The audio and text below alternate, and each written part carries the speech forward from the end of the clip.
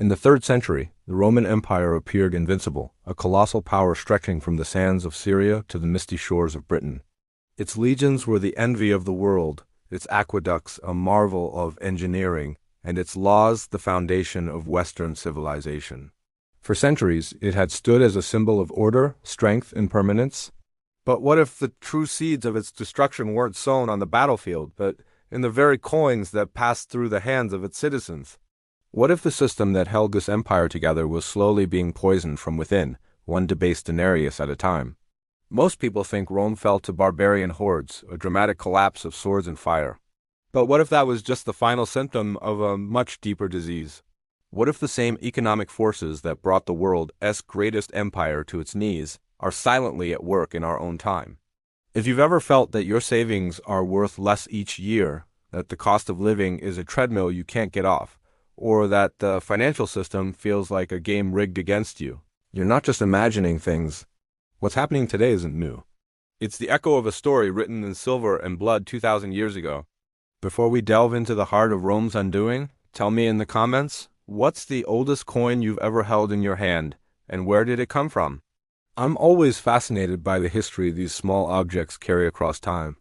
And if you find value in understanding how the past shapes our present, make sure you subscribe, because today's story will fundamentally change how you view money, power, and the stability of the world around you.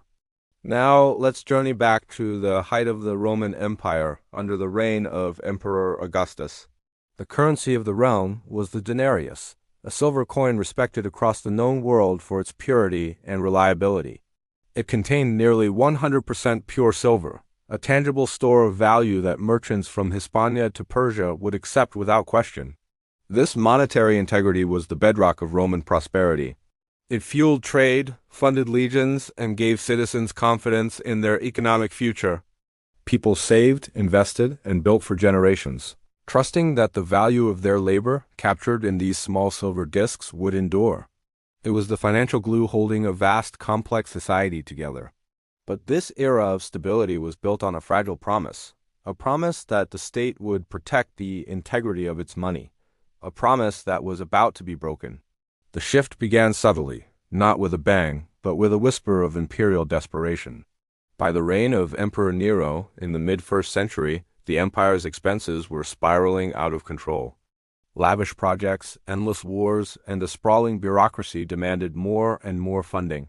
But the state's coffers, filled through taxation and conquest, were running dry. A new, insidious idea took root in the halls of power. If you can't raise more money, why not just make more money? Nero became the first emperor to systematically debase the denarius, reducing its silver content by about 10% and mixing it with cheaper base metals like copper. To the untrained eye, the coin looked the same. It had the emperor's face, the official stamp, the familiar weight. But it was a lie. The state was secretly taxing its people through inflation, diluting the value of their savings with every new coin minted. This was the first step down a perilous slope, a quiet betrayal of trust that would have catastrophic consequences. At first, no one seemed to notice. The economy hummed along, and the illusion of wealth was maintained. Sound familiar? It's the oldest trick in the book of financial statcraft, creating the appearance of prosperity by devaluing the very unit of account that measures it. As decades turned into a century, this quiet deception became official policy. Emperor after emperor, facing their own fiscal crises, resorted to the same solution. With each new ruler, the silver content of the denarius plummeted further. Under Trajan, it was around 85%. By the time of Marcus Aurelius, a philosopher-king struggling to fund wars on the frontier, it had dropped to 75%. Then came Septimius Severus, who bluntly told his sons to enrich the soldiers and scorn all other men, a philosophy he funded by slashing the silver content to just 50%. The coins were no longer symbols of Roman purity. They were a testament to its growing desperation. The public, once trusting, grew wary. Merchants began inspecting coins more closely, hoarding the older, purer ones and trying to pass off the newer, debased currency as quickly as possible. This phenomenon, known as Gresham's law that bad money drives out good, began to take hold. The very medium of exchange was becoming an object of suspicion, clogging the arteries of commerce. The trust that had taken centuries to build was eroding with every transaction, turning citizens against their own government and against each other in a quiet, simmering economic war. The crisis reached its zenith during the 3rd century, a period of near-constant civil war, invasion, and political chaos. In a desperate scramble to pay soldiers and fund their own precarious hold on power, a parade of short-lived barracks emperors debased the currency with reckless abandon. By the reign of Gallienus around 260 AD, the denarius, once a proud silver coin, contained a pathetic 5% silver, and even that was just a thin wash over a core of bronze. The state-sanctioned counterfeit was so blatant that the coins turned green and black as the silver coating wore off. The result was hyperinflation on a scale the world had never seen. Prices for everyday goods like wheat and oil skyrocketed, sometimes doubling in a matter of weeks. A soldier's salary, once enough to support a family, became worthless almost as soon as it was paid. People's life savings, held in what they thought was money, evaporated into thin air. The economic contract between the ruler and the ruled was completely shattered. In essence, the government had defaulted on its people, not by refusing to pay its debts, but by paying them with a currency that had been stripped of its value. The illusion was over. The money was broken. The social fabric of the empire began to unravel. With faith in the currency gone, the complex, market-based economy ground to a halt. Long-distance trade, once the lifeblood of the empire, became too risky. Why would a merchant in Egypt ship grain to Rome in exchange for worthless metal discs? Commerce reverted to primitive barter. Farmers, instead of selling their surplus for useless coins, began to hoard their produce or trade it locally for goods they needed. The great cities, which depended on a steady flow of food and resources from the provinces, began to shrink as their supply lines withered. Urban dwellers fled to the countryside, seeking subsistence on the land. Skilled artisans and craftsmen found their livelihoods destroyed. The middle class was effectively wiped out, its wealth confiscated through inflation. Society polarized into two groups: the ultra-wealthy elite, who owned land and productive assets that retained their value, and the impoverished masses, who were left with nothing. This economic decay fueled social unrest, riots, and a pervasive sense of hopelessness. The state, in its attempt to save itself by debasing its money, had destroyed the very society it was meant to govern. In a desperate attempt to stave off total collapse, Emperor Diocletian launched a radical, authoritarian response at the end of the 3rd century. He understood that the monetary system was beyond repair, but instead of restoring sound money, he chose to control the chaos through brute force. In 301 AD, he issued the Edict on Maximum Prices, a sweeping decree that set fixed prices for thousands of goods and services, from wheat and beef to haircuts and legal fees. He also froze wages, binding people to their professions and their land by law. A farmer's son had to be a farmer. A baker's son, a baker. The penalty for violating these economic controls was death.